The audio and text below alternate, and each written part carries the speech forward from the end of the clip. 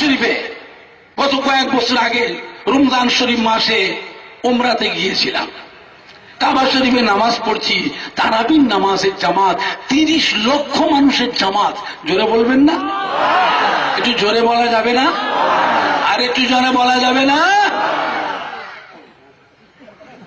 বুঝলেন না? তারাবির নামাজ পড়ছি ভাইজান, নামাজ পড়তে পড়তে কিছুক্ষণ নামাজ হয়েছে, একদল থেকে উঠে পড়েছে। উঠে দেখলাম 1 ইঞ্চি জায়গা তো খালি নেই, সারি সারিতে কাতার দিয়েছে, ওপর দিয়ে ডিঙ্গাচ্ছে, ওপর মাথার উপর দিয়ে, ঘাড়ের উপর দিয়ে, পা দিয়ে ডিঙ্গে ডিঙ্গে বেরোচ্ছে। আমি এত লোক বেরিয়ে যাচ্ছে, কি ব্যাপার, উজু ভেঙে গেল নাকি? না হুজুর, উজু ভাঙে নেই, তবে এরা আলাদা দল। তাই নাকি? আমার তো জানা ছিল না বাবা। যা ইমামটা দেখতে পাচ্ছিলেন, ইমাম টপটপ নিয়ত করছে, ইমাম টপটপ নিয়ত করছে, নামাজ শুরু হয়ে যাচ্ছে, হচ্ছে। আবার কিছুক্ষণ নামাজ পড়তে আর এক দল থেকে উঠেছে। এরা কি রে? এরা, এদের তারাবি হলো 8 রেকাত। এদের তারাবি হলো 8 রেকাত। গেল নামাজ হচ্ছে, আবার কিছু না, আর এক দল উঠেছে। এরা আবার কি? এরাও আলাদা দল। তার মানে এদের তারাবি হলো 12 রেকাত। 12 রেকাত। আমার তো জানা নেই বাবা। নামাজের সময় সামনে দিয়ে হাঁটলে, মাথার উপর দিয়ে, ঘাড়ের উপর দিয়ে, পা দিয়ে ডিঙ্গে ডিঙ্গে গেলে রাগ হয় না খুশি হয়? একটু আগে কথা বলেন আপনারা। রাগ তো হচ্ছে। নামাজ কাবা শরীফে পাঁচড়া পাঁচিরি করবো, একটু চলবে? পাঁচড়া পাঁচিরি চলবে? আল্লাহর কাবা ঘরের সম্মান রাখতে হবে না? হবে না? তাই রাগ হজম করতে হবে। নবী পাকের দরবে এরকম করছে, কি করবে? ঘাড়ের উপর মাথা পা দিয়ে যে আল্লাহ দেখছেন। রাগ তো হচ্ছে না, হচ্ছে না, কি করে? রাগ তো হজম করতে হয়। যা করে গেল, ওদের আগেরটা হলো 8 রাকাত, এদের হলো 12 রাকাত। আচ্ছা, আমাদের তারাবি ক রাকাত? 20 রাকাত। তো কাবা শরীফে আমরা, কাবা শরীফে আর একটা ইমাম দাঁড় করালাম না, সেই ইমামের পিছনে পড়লাম, সেই ইমামের পিছনে তো পড়েছি। আমরা হলাম হানাফি। আমরা কি?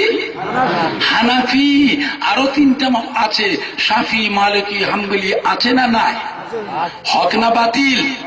হক, হক। অন্য ইমামের মাসলাগুলো হলো সহজ, আমাদের ইমামের মাসলাটা একটু কড়া। এবার আপনারা বলুন, কাবা শরীফের হজ এবং উমরাটা কষ্টের সফর না আরামের সফর? একটু হানা কিছু বল এবারে। কষ্টের সফর। তো কষ্টের সফর যখন, ইমাম যখন হক, তা আমাদের ইমামের মশলা যখন করা, যে কদিন কাবা শরীফে আছি, আমাদের ইমামের মশলাটা বাদ দিয়ে অন্য ইমামও তো হক, অন্য ইমামের মশলাগুলো সহজ, কিছুদিনের জন্য কাবা শরীফে অন্য ইমামের মশলা নিয়ে আমল করা চলবে তো? একটু হানা কিছু বলেন আপনারা, চলবে তো? এত সহজ নয়, এত সহজ নয়। আপনি পারেন না, এটা আমার ভুল, পারিনি, এটা আমার দোষ, আল্লাহ মাফ করেন, তাই বলে আপনি ইমাম পাল্টে নেবেন? ইমাম পাল্টে নেবেন? আপনাকে আপনার ইমামের মাসলার উপরে কঠোর হতে হবে। কথা ঠিক না ঠিক ভুল বলছি? তবেই হলো ইমাম মানা, তবেই হলো ইমাম মানা। মক্কা শরীফে দেখবেন জানাজার নামাজে সালাম ফিরে একদিকে, আসসালামু আলাইকুম ওয়া রাহমাতুল্লাহ, হয়ে গেল, নামাজ হয়ে গেল। হই হই করে লক্ষ লক্ষ কাদা ভেঙে চলে যাচ্ছে। কিন্তু আমরা যে হানাফি, আমাদের কি করতে হবে? আমাদের নিজের থেকে আরেকটা সালাম বলে দিতে হবে, আসসালামু আলাইকুম ওয়া রাহমাতুল্লাহ। কথা ঠিক বললাম ভুল বললাম? তবেই হলো ইমাম মানা। এ নিয়ে ঝগড়া বিবাদ আজ থেকে না, যুগ যুগ ধরে হয়ে আসছে। ফুরফুরা শরীফে দাদা পীর কেবলা রহমাতুল্লাহ আলাইহি, একটু কাছে সরে আসেন না, যারা দূরে আছেন, এগুলো কিরম লাগছে দেখতে, খারাপ লাগছে, একটু কাছে সরে আসেন। এত বড় বড় ওলামায়ে কিরামরা এসে সব বলবে দুটো কথা, এরকম ভাগা ভাগা হলে দেখতে খারাপ লাগছে। সরে আসেন সামনের দিকে। দাদা পীর কেবলা রহমাতুল্লাহ আলাইহি এইখানে গুড়গুড়ি কোথায় দাদা হুজুর কিবলা বাহাসের মাহফিল করেছিলেন। বড় বড় ওলামায়ে কিরাম, মুহাদ্দিসিন, দাদুজির সিলসিলা সব বড় বড় খলিফারা এসেছিলেন, ফুকাহায়ে কিরামরা এসেছিলেন, সমস্ত ওলামায়ে কিরাম দাদা হুজুর কিবলা বাহাসের মজলিস করলেন ওদের সাথে। ওরা কেউ আসলো না, বলে আমরা হাদিস মানি, আমরা হাদিস মানি। হাদিসে ওরা মানে না হাদিস। হাদিসে আছে বিষাক্ত জিনিস ছাড়া সব জিনিস খাওয়া জায়েজ। তা ক্যাঁকড়া খেলে কি মানুষ মরে যাবে?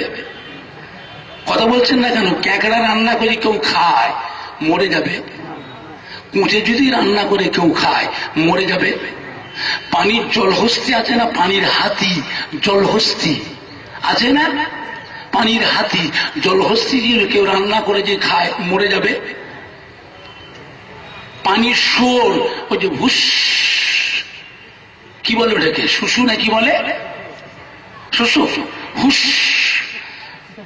ওইটা যদি রান্না করে কেউ খায় মানুষ মরে যাবে?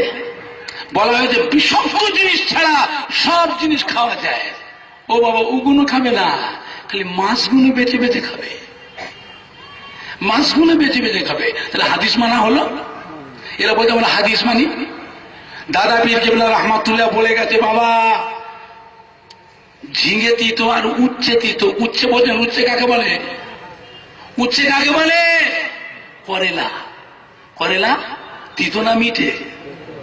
তিতে না মিঠে? মানুষ শখ করে করেলা তিতো কিনে রান্না করে খায়। আর ঝিঙে যদি তিতো হয় কি হয়? হাঁড়ি শুদ্ধ ফেলে দেয়। কি করে? আরে কথা বলেন, কি করে? হাঁড়ি শুদ্ধ ফেলে দেয়। দাদা পীর বলে গেছেন ওদের ঘরে ওরা হচ্ছে বাবা ঝিঙে তিতো গো, ওরা ঝিঙে তিতো। দাদা হুজুর নিজে বলে গেছেন ওদের সঙ্গে উঠা বসা চলাফেরা লেনদেন বিয়ে শাদী সমস্ত কিছু বন্ধ। দাদা পীর বলে গেছেন। আপনি দাদুজির মুড়িদের ছেলে যদি হয়ে থাকেন, আপনারা যারা আছেন আপনাদের প্রত্যেকের বাড়িতে আমার দাদুজির মহব্বতের মানুষ কেউ না কেউ আছে না নাই? একটু হানা কিছু বলতেন। আব্বা বলো, দাদু বলো, নানা বলো, আম্মা বলো, দাদি বলো, নানি বলো, খালা বলো, পুকু বলো।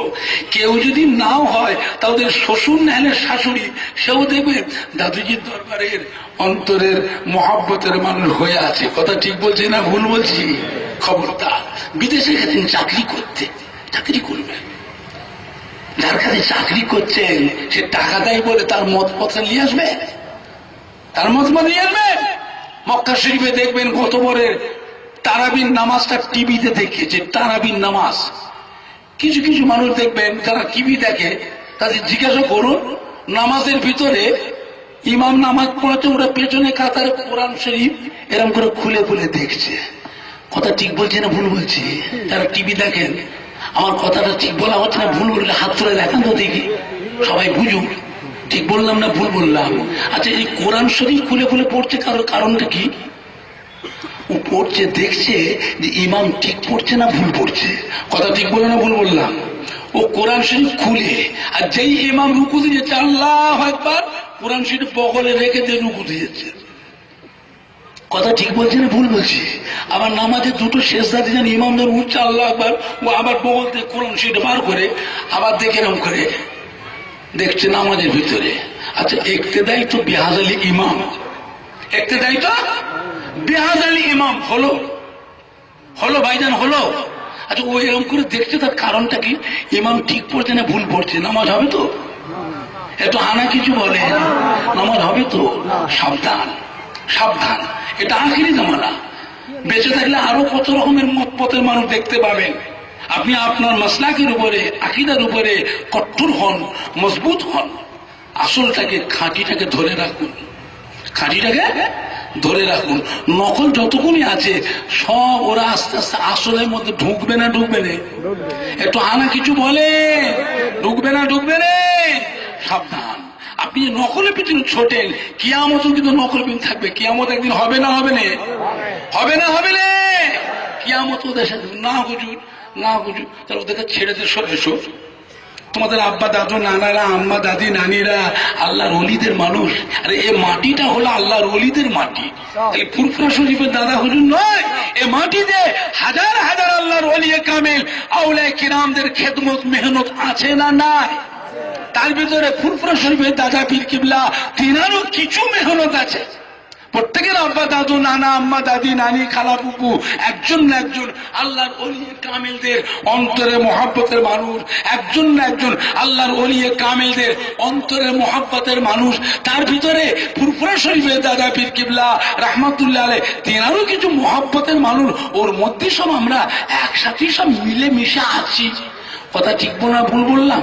এটুকু বিশ্বাস রাখবেন, আমাদের আব্বা দাদু নানা আম্মা দাদি নানিরা যাদের কাছ থেকে ঈমান ইসলাম পেয়েছিলেন, তারা কোনোদিন আমাদের আব্বা দাদু নানা করে আম্মা দাদি নানি পূর্বপুরুষ করে শিরকি কুফরি বেদাতি জিনিস শিক্ষা দিয়ে যায়নি।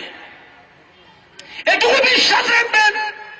অন্তত পক্ষে নিজের আব্বা দাদু নানা, নিজের জনম দুঃখিনী মা, জন্মদাতা বাপ, নিজের দাদু যান নানা যান নানি যান দাদি জানের মুখের দিকে চেয়ে আল্লাহর ওলিয়ে কামেল আউলিয়া কিরাম উলিল আমরের আদেশ নির্দেশগুলো মেনে চলবার চেষ্টা করুন। কিয়ামতের দিন আল্লাহ নাজাতের ওসিলা করে দেবেন। জোরে বলুন সুবহানাল্লাহ। জোরে বললেন না সুবহানাল্লাহ?